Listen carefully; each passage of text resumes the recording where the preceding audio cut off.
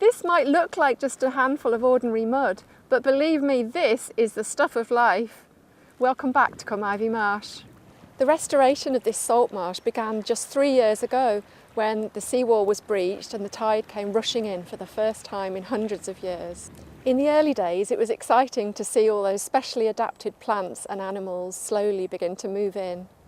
But what we see now, just such a short time on, is absolutely mind-blowing. We've come from those tentative first steps to a thriving habitat absolutely teeming with wildlife.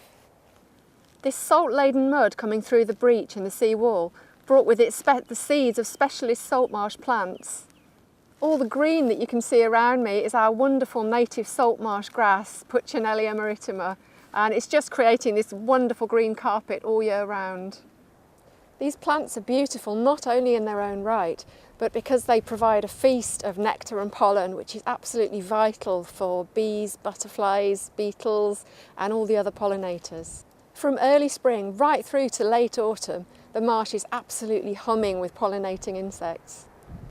And even now in December, it's so mild here on the coast that there are flowers to be found. These plants are not only important for daytime pollinators. Once the sun sets and the night shift takes over, the marsh is alive with the fluttering wings of thousands of beautiful moths. As well as specialist plants, the mud also brought with it tiny marine animals such as this mud shrimp, Carophium volutator.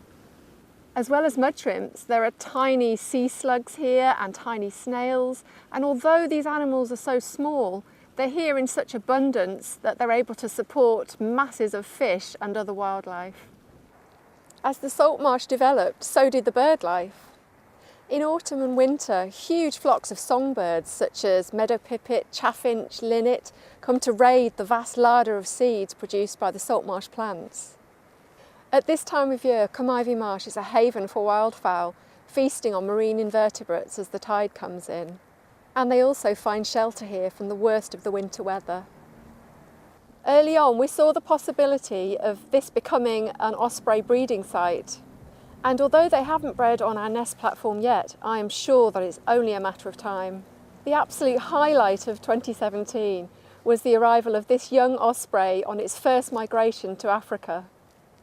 It stuck around for a whole month, roosting and hunting right here. We were just over the moon because the arrival of this top predator is a sure sign that the habitat is really thriving and full of life and functioning exactly as it should. Another real success story from Cwm Ivy is that of a tiny and very, very rare snail called the narrow-mouthed wall snail. Before the breach in the wall, this snail was only found in small numbers on the other side of the breach. But since the sea came in, the snail has been found here as well, which is fantastic news for Cwm Ivy. The habitat restoration here has more than doubled the potential habitat for this really rare snail. So this is great for its long-term survival. An abundance of small creatures helps to support a lot of larger predators, and our trail cameras are still recording the lives of badgers, foxes, and of course otters. And most recently, we've even seen polecats. The abundance of flying insects here attracts lots of bat species, including the rare greater and lesser horseshoe bat. This is a bat detector, and this is going to help us discover what other species we might have. Nid yn unig bywyd gwyllt sy'n ddarganfod yma yn Cwm Ivy, mae'n le arbennig i nifer o bobl. Gwyddonwyr, artistiaid, beirdd a gwylwyr adar, ynghyd â nifer o fyfyrwyr sy'n dod yma i ddysgu am fyd natur a'r cynefin dynamig hwn. Ac wrth gwrs gwirfoddolwyr, dyma Byron Evans sy'n ymweld yn rheolaidd i fonitro amphibiaid ac ymlusgiaid. Every time it's a nice surprise. You never know what to expect. Sometimes there's nothing, but that's the beauty of nature watching. Sometimes you see things, sometimes you don't. A mae pob math yma, nadroedd gwair, nadroedd defaid, madfallod a llyfantod dafedenog. Ynghyd y Phrifysgol Abertawe, rydyn ni'n rhedeg prosiect i ddadansoddi baw dyfrgwn, mwyn dod i ddeall mwy am yr hyn maen nhw'n fwyta. Ein arbenigwr ar anifeiliaid treibys yw Dr Dan Foreman. Crab is a very common prey type that we're finding. I think all the group are very familiar with the remains of crunched up crabs now.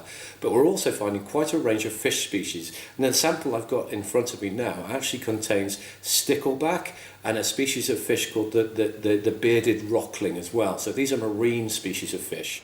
Mewn cwta 2 mlynedd, mae cors Cwm Ivy wedi trawsnewid o fôr o fwd i forfa heli lewyrchus sy'n llawn o fywyd gwyllt. Yr oll oedd rhaid i ni wneud oedd aros yn gadarn yn yr hyn yr oedden ni'n gredu oedd yn iawn. Ac yna aros a gwylio a gadael i fyd natur wneud y gweddill. I really love this view from the top of Cwm Ivy Tor.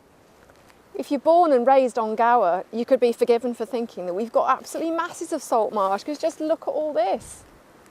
In reality though, salt marshes are becoming increasingly rare and threatened habitats on a world scale as urban development threatens to take over our coastal habitats. And with sea levels predicted to rise over the next 50 years, then our salt marshes are going to get more and more squeezed. From up here you can see how Cwm Ivy Marsh is just part of a much wider habitat, or a series of habitats all joined together.